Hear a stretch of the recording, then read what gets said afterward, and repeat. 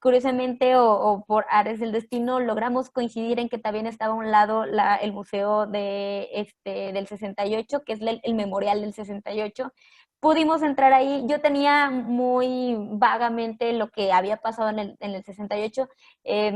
Malamente solo había ubicado lo del 2 de octubre, y digo malamente en algún momento, bueno, pasando las reflexiones les voy a decir el por qué. Yo tenía nada más la idea clara de lo que había pasado en el 2 de octubre, no conocía mucho, hasta que caminando por esos lugares coincidimos a que llegamos a la plaza como tal, que está enfrente de los edificios, en donde se encuentra este monumento a los caídos del 2 de octubre con esta poema. En ese momento yo me sentí muy conmovida.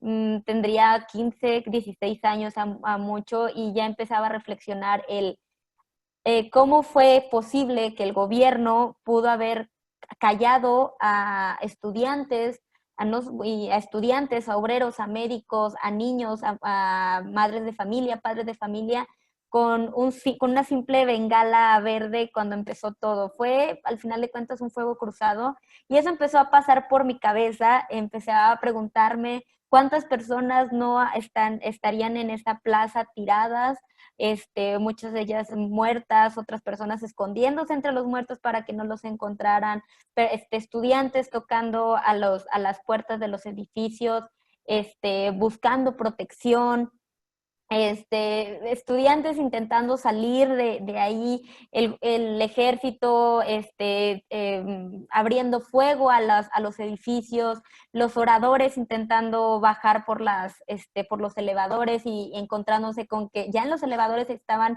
esperándolos, no solamente el ejército, sino este grupo violento o que fue la de Olimpia.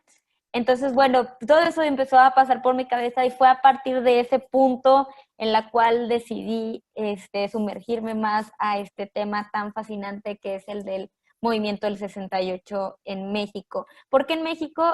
Porque no solamente hubo un movimiento estudiantil en México, sino que hubo muchos movimientos estudiantiles, no solamente en México, también en América del Sur, y principalmente en Europa, con el Mayo francés y con el movimiento chino de 1966.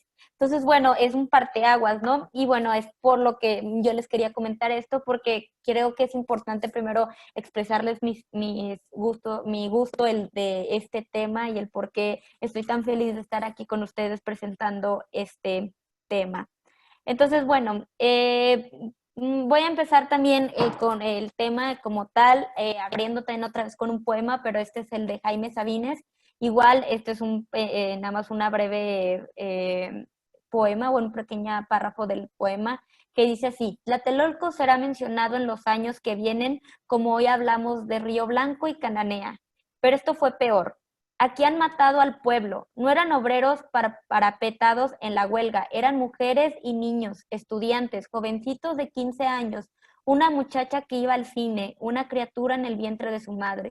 Todos barridos, certeramente acribillados por la metralla del orden y la justicia social.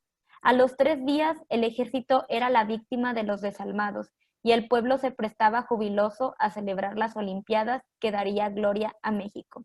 Entonces, bueno, bienvenidos a esta plática sobre el 68 en México.